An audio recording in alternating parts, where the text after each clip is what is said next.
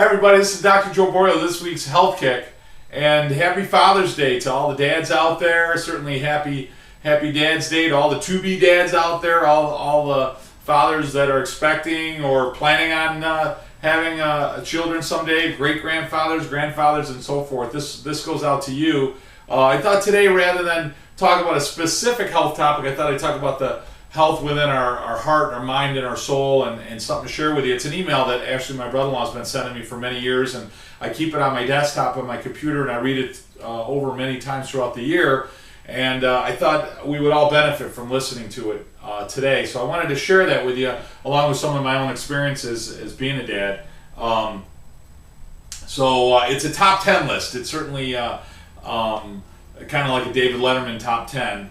So I'm going to read through it, and I wrote it down just so I certainly wouldn't forget any specific topics. Number one is going to be pack the car more often. Some of the best memories I have, I'm almost 50 now, so when I think back, some of these great memories I had with my parents. We used to go to Disney World. We went down to the campgrounds. A few times we went to Virginia, we went to the Adirondacks.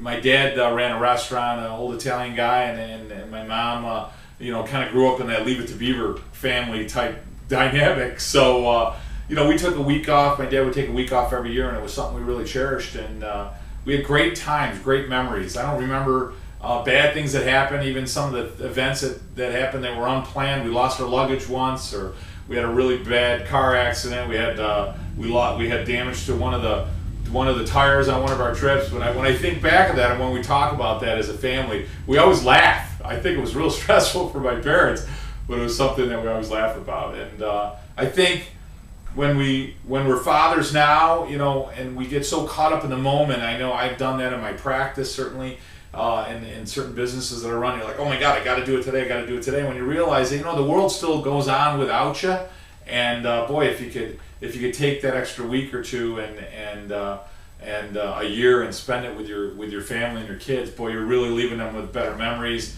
a greater bond, something to look back on, experiences that you can cherish with your children forever. So pack the car less often was number one. Two, spin things less. And listen, sometimes, my two boys, I have a 13-year-old and an 8-year-old, and they come home and, they tell you a story or they tell you something. And certainly I know with my dad growing up as a kid, I would do the same thing. And often, rather than maybe listening more, we would immediately try to fix it. Guys tend to be fixers, so we immediately try to remedy the situation. Where sometimes I think to be a really good father, I think you need to be a good listener, and I think sometimes maybe you don't need to fix something. Maybe your child just needs to express something or express an experience. So I think if we certainly spin things less and just listen more, I think we'll really be given a gift to our children. I've certainly made that mistake, and I certainly try to stay on top of that when my children come home every day. Raise our voices less. Certainly we want to. My dad would always say, "Hey, you're not. I'm not your friend. I'm your father," and I agree with that 100%.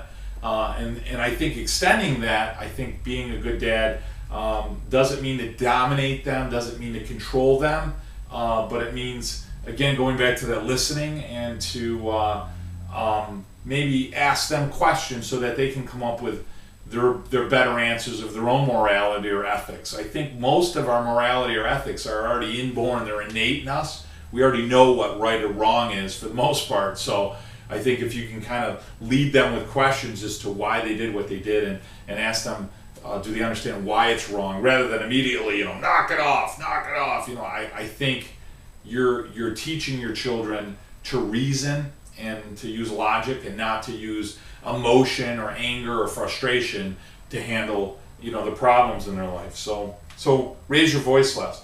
Put up the hoop sooner. So many times I'm guilty of this as a dad, and I know a lot of my buddies, when we talk, you talk about a basketball hoop, but anything, going to buy golf clubs or going to get ice cream or going to fix the fishing reel. My son went fishing this morning, so I went yesterday and bought him a fishing reel and so forth. But really, one of the statements I always use as a coach for clients is TNT, today, not tomorrow. I think we need to realize that, boy, your kids are experiencing life, and their experiences in their life are so different than you think it is.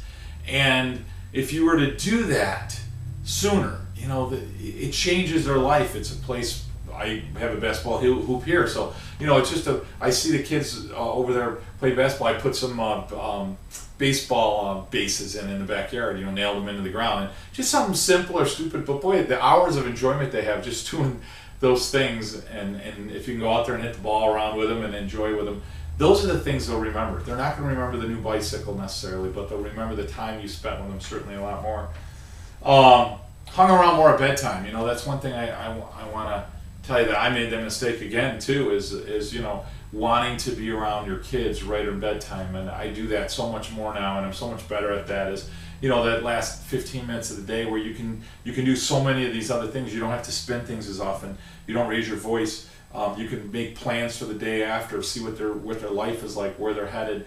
Talk about their day. Talk about, laugh and enjoy, and really kind of put together that cliff note, that summation of the day, or what you want to do the next day or in a couple of weeks or whatever. And I'll tell you, that sometimes for me, that's the best time I can spend with my kids, and just give them that last minute hug and a kiss and tell them I love them, and spend an extra time with them is great. You know, one of the lines they use in number 6 is bought more pets, or bought the hamster sooner. But what they were really referring to is remembrance. So many of the things that we do, you know, when you think back, everyone, if you had a pet, you know, you remember your dog Peanuts, or you remember your dog Snoopy, or you remember your dog, you know, Rocky. We have 2 St. Bernards, Rocky and Bella, and you know, my kids, that's what they'll remember, you know. So not just a pet, but gear, fishing gear, or like I said, a bicycle, or a scooter, or a skateboard, or those little things that you can shape memories around, things that you can shape remembrance around, I think are really important, and something that you can share with them at the same time.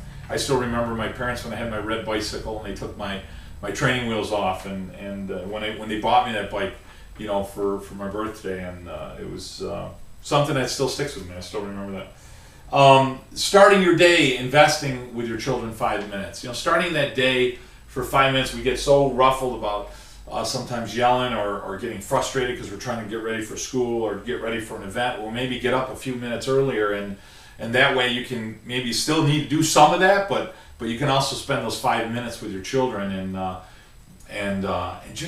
talk about the day, and listen to what their expectations are of the day, and listen to them. They're just little gems in their minds, and young adults that you're shaping to be significant contributors of community, and significant contributors of our future, and people that are really going to own families, and, if you will, our own communities, or own our country. And by spending those little 5 minutes, it's an investment. It's like putting a little bit in a stock fund every day. I think you grow from it. I mean, some of these things we talk about giving for our children, but sometimes you can be a little selfish, because by doing those extra few minutes every day with your kids, you can almost get selfish, but it actually makes your day better. You feel better, and your day's better when you go to work and spend time with other people, and you can certainly appreciate other children more. So be patient with fantasy. You know, so often our kids will talk about being astronauts or firemen, or catching a huge fish, going fishing, which Vito was talking about last night before I went out, or about a bicycle, or going, oh my gosh, we went to Universal Studios this year, and my God, every night for 15 minutes, we would go on the internet, we go on our iPads, and we would look at Universal Studios and talk about the rides, and talk about the fun things they wanted to do. But they would have these fantasies about what they want to be when they grow up, or what they wanted to do next year, or how the next grade was going to be, or the first kiss, or what have you, and just to sit back and listen to them. There's no, we haven't ruined them yet, you know, at that age. They're not so much thinking in a box. Anything's possible, and it's great to listen to them express the world through their eyes, through their perspective, and like I said, it's selfish too, because you start to sense the magic of day to day. We get so stuck in the day to day mundane of life, and you get to hear it through their eyes, and all of a sudden life becomes fun. You know, B.J. Palmer, one of my favorite authors in chiropractic, talks about that. don't take yourself so damn seriously. And I think as adults we start to take ourselves so seriously, or take moments of time so seriously. And when you listen to kids, you realize, you know, it's easy not to take it so seriously. So, which I love. Hug and kiss your kids more. I'll tell you, I grew up in an Italian family, so fortunately for me, it wasn't a challenge. You know, my mom and dad still give me a kiss and a hug, and hold my hand, or put their hand on my shoulder, or you know, an embrace frequently. And I definitely kiss and hug my kids. I can't wait to touch them all the time. And I'll tell you that really, we're, as human beings, we really we work well with hugs and kisses. I mean, if you go up to somebody and you give them a hug, it changes their entire physiology. It shows to lower cancer risk. It shows to lower heart attacks if you get 7 hugs a day. So imagine if you do that to your children. One great way to make your kids healthier is to hug them and kiss them. And good news, you get healthier as a result. So really, really great. And number 10, been alone with each child individually more often. That's another thing I noticed, is that often I would take my kids, you know, myself with my two boys around and gone fishing or done things. And I think that's great. I think it's important. And certainly as a family, I think that's important too. But I also noticed that I think it's really important, and I got that from this when I read this 10 years ago when I started reading it, how important it is to actually take one of your children away and spend individual time with them, whether, like I said, it's fishing or kicking the soccer ball around or playing baseball. But each child is so unique and so different, and they need different things from you, and you can enjoy different aspects of their life or personality or perspectives as well. I'll share in closing this one real neat story. It's not a story of mine. It's actually a story that I was exposed to once, but it's about an older man who his wife had passed away, and he was actually putting together some papers for his family. And he noticed his wife had kept everything all the time. She kept all these documents. So he went upstairs to look for some documents that his wife had in the attic. And he found some journals. And actually, he forgot all about what he was looking for, and he noticed some of his business journals. So he grabbed this box and he brought it downstairs, and he started to reflect back. He's now in his 80s. He started reflecting back on the time he was a father, and he was 30-something, 40, early 40s. And he started to look back at some of his business journals. He was a very successful businessman, and looking at his day-to-day. And he also noticed in his box his son had some journals. And he thought it would be neat to kind of go back and kind of reference the two journals at the same time. So he read one of his journals, and he took his son fishing one day, and he was a very busy businessman. And he read his entry into the journal. And what he wrote was that it was a very simple and matter to the fact, point to fact. He wrote that it was a lousy day. The weather was terrible. They were late. They went fishing. They never caught a fish. He didn't get any work done. It was an entire waste of day. And then he read his son's journal on the same day. And his son wrote, went fishing with my dad. It was the best day ever. And I think we forget how important our job is, and what an influence that we have in our children's lives, and how important it is to be there for them. Because it isn't a dress rehearsal. You got one shot at being a father or a mother or anything. So I attribute, my dad's still with me, thank God. I'm going to see him later today, but this, you know, I want to attribute this to my dad, because truly the greatest influence in my life. And you know, news, my dad isn't perfect, neither are you, but they don't need perfect, because they have you in their life. So to all of you out there, a happy Father's Day. And enjoy your day with your children, and enjoy your day with your family if you're an uncle or a cousin or whatever, and have a great Father's Day. Enjoy it. Spend time with your family, because you never know how long they're going to be around. Have a great week serving for those chiropractors out there that are listening, and to those patients and practice members and so forth. I hope that you have a great day just spending time with your family and friends, and I'll talk to you guys next week.